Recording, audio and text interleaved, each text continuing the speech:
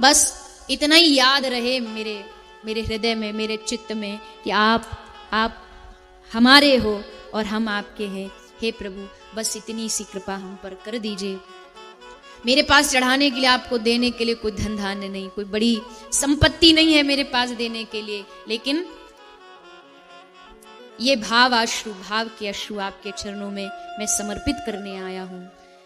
जब याद तुम्हारी आती है मैं तेरे दर पर आता हूं। तो भगवान से यही प्रार्थना करते रहना चाहिए कि प्रभु हमारी आपसे लगन लग जाए, हमारा आपसे मन लग जाए, हमारा आपसे भाव जुड़ जाए। और उसी के लिए ये कथा है। ये कथा किसी पुण्यों के लिए नहीं सुनाई जा रही है, समझ लेना। अगर कोई यहाँ पुण्य पाने आया है तो गलत जगह आया। यहाँ पुण्य नहीं, अभी तक अगर पुण्य और पाप में अटके पड़े हो ना, तो इसका मतलब तुमने भागवत को समझा नहीं। पुण्य वालों की भागवत में कोई जगह नहीं। पुण्य चाहिए, बहुत सारे साधन है, वो कर लो, उससे पुण्य मिल जाएंगे। भागवत से भी पुण्य लिया तो क्या लिया। यहां तो केवल और केवल शुद्ध भक्ति पाने आई है। भगवान की शुद्ध भक्ति पाने आओगे तभी यहां आपको आनंद आएगा। तो ये शुद्ध भक्ति कैसे मिलती है, भक्ति का प्रारूप क्या है, भक्ति का स्वरूप क्या। कल आपने सुना देवी भक्ति वृंदावन में है, क्योंकि भूमि का बड़ा महत्व होता है। भजन करने को तो आदमी कहीं भी कर ले, पर कई स्थान ऐसे होते हैं जहां पड़े रहने में भी आनंद आता है, और वृंदावन उनमें से एक है। इसलिए भक्ति देवी का वहां सदा सर्वदा निवास है। भक्तिर नृत्यति यत्र च, वहां देवी भक्ति नाचती रहती, नृत्य करती है। उस वृंदावन के गली गली में भक्ति नाचती है, और भक्ति के स्वरूप में ही नाचती नाचती, गाती गाती, राजस्थान की भूमि से चलती चलती, हाथ में एक तारा लेती लेती भक्ति सा स्वरूप रूप धारण करके वृंदावन में पहुंच गई। क्या नाम था उस भक्ति का? बोलिए ना। आप तो बहुत सारे लोग हैं, राजस्थान की भूमि से जुड़े हो, राजस्थान की बहुत सारी पहचान होंगी, खाने में, पहनने में, इसमें उसमें।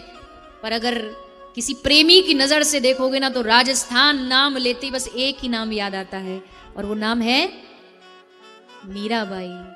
भक्तिमती मीरा जी, जिनके नाम से ही राजस्थान का उद्धार हो गया। उस समय तो भले लोग पहचान नहीं पाए, लोगों ने कहा कि सास कहे कुल नाशी रे, कुल का नाश कर दिया, पर वो ये नहीं जान पाई सारे विश्व में अगर इसका कुल खानदान जाना जाएगा तो मीरा के नाम से जाना जाएगा, मीराबाई के रूप में जाना जाएगा। और मीरा आ गई उस वृंदावन में भक्ति का रूप धारण करके, और नाचती हुई, एक तारा लेती हुई।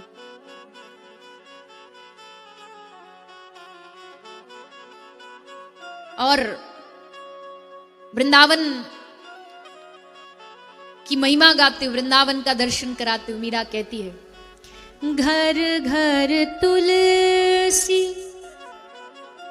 ठाकुर सेवा। मीरा कहती है घर घर तुलसी ठाकुर सेवा। जिस भी घर में जाओगे वृंदावन में, आपको घर घर में ठाकुर जी की सेवा मिलेगी।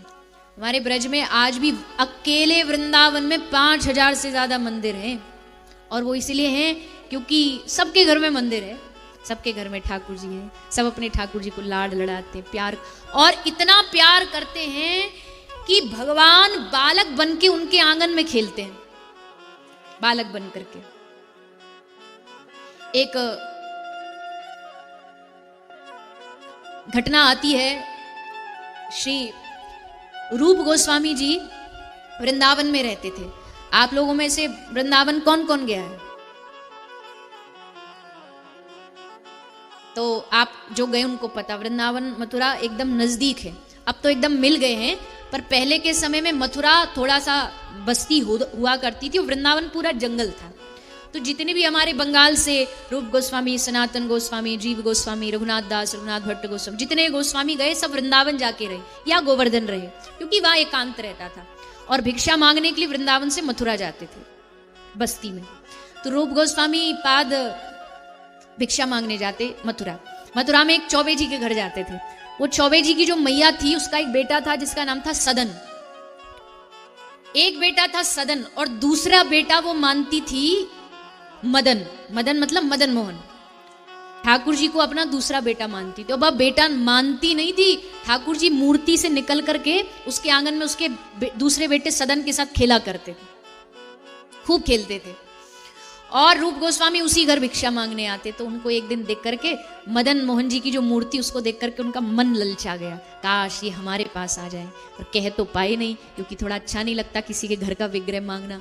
पर भगवान उनके भाव को समझ गए। तो चौबे जी की जो पत्नी थी, रात को उनके सपने में आई कि मैया अब तुम्हारी सेवा पूरी हुई, अब हमें आप दे दो रूप गोस्वामी जी को, अब ये हमारी सेवा करेंगे। मैया रोवे लगी। मैया बोली कोई हमारी सेवा में कोई चूक रह गई क्या, कमी हो गई? बोले ना ना, कमी कोई नहीं है, पर मैया अब नेक हमारी इच्छा है कि हमारो भी थोड़ा विस्तार हो, हमको भी लोग जाने तो लीला कर रहे हैं। तो मैया ने कहा ठीक है जी, जैसी आपकी इच्छा। तो ठाकुर जी को दे दियो रूप गोस्वामी। बोले ढंगते ने ध्यान रखियो हमारे लाला को। बोले हाँ जी बिल्कुल रखेंगे। सो लेके आ गए अपनी कुटिया में। छोटी सी कुटिया थी, झोपड़ी थी, उसमें कोई व्यवस्था तो थी नहीं, क्योंकि खुद कोई व्यवस्था रखते नहीं थे, बस माधुकरी मांग के लाए, खाए पिए, उसी का भोग लगाए। एक दिन माधुकरी में इनको मिल गई बाटी, आपके राजस्थान की प्रसिद्ध होती है दाल बाटी, तो बाटी मिल गई। अब बाटी ये लेकर के आए, ठाकुर जी को भोग लगाया। अब जब भोग लगा रहे थे तो ठाकुर जी इनको नखरे दिखाने लगे। मदन मोहन जी बोले कि बाबा मजा ना आया रो। क्यों लाल जी काहे गयो?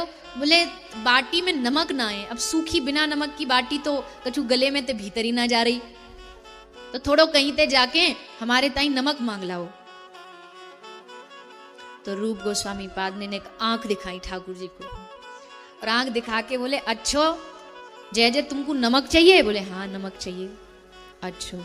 रूप गोस्वामी बोले पतो हम अपनो घर द्वार छोड़ के आए, राजा की दरबारी छोड़ के आए, असंख्य जितने हमारे पास धन दौलत पैसा रुपया वैभव सब ठोकर मार के आ गए, किस लिए?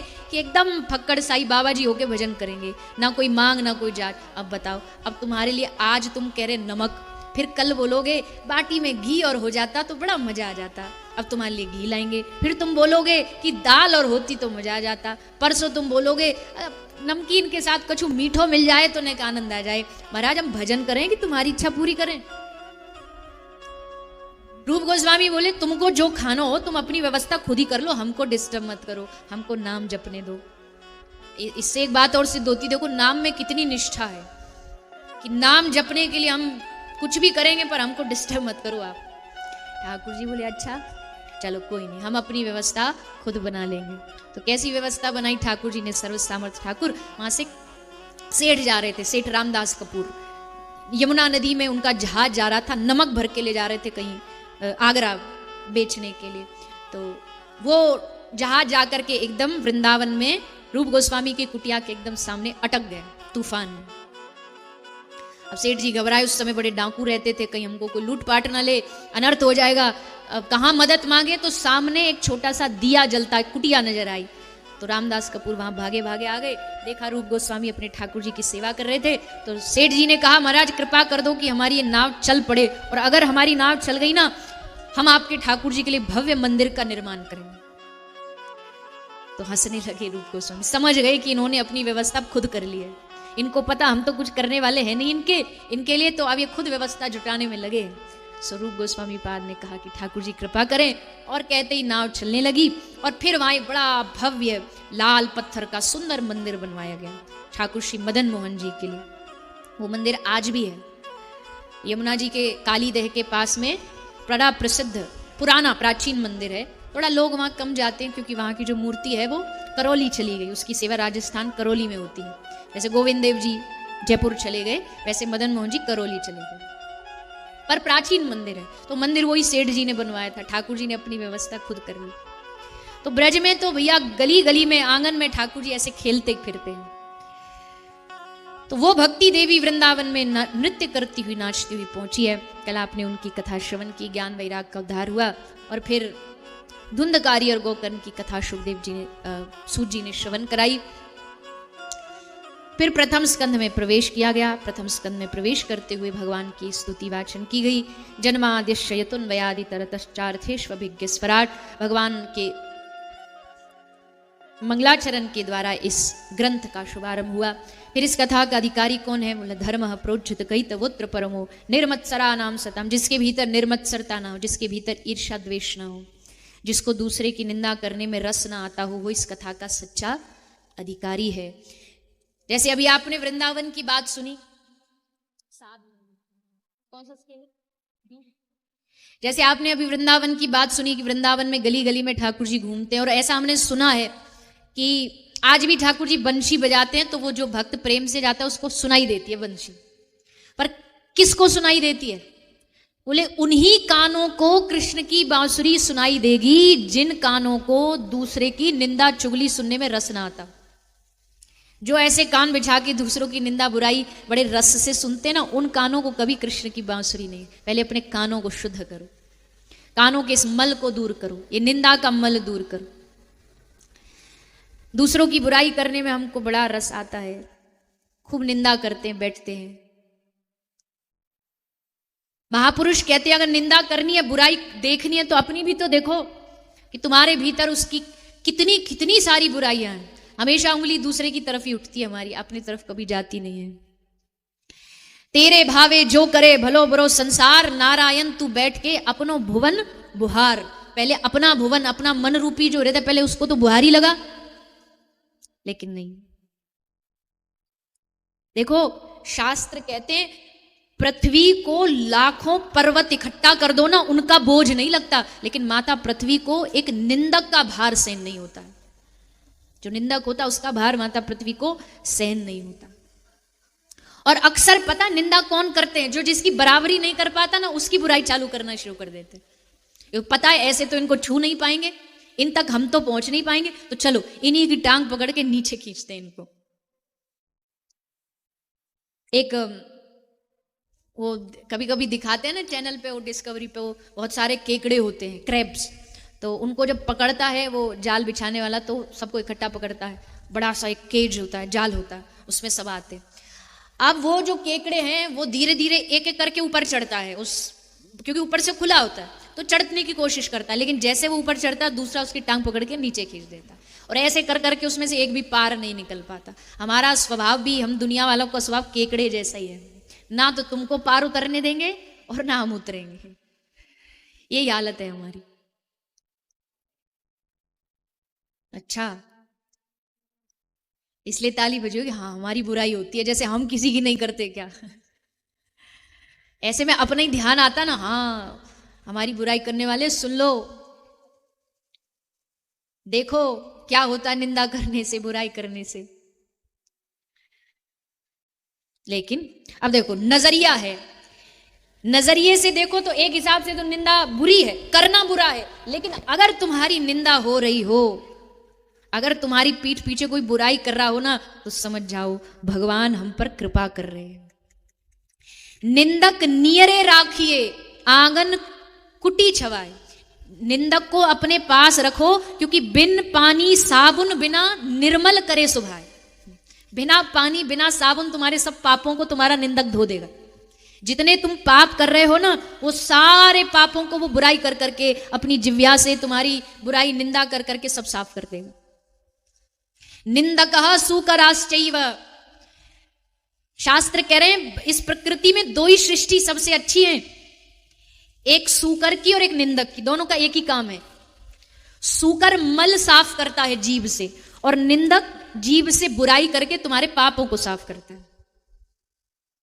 इसलिए अगर संतों की दृष्टि से देखो तो निंदक से बड़ा हमारा कोई मित्र नहीं।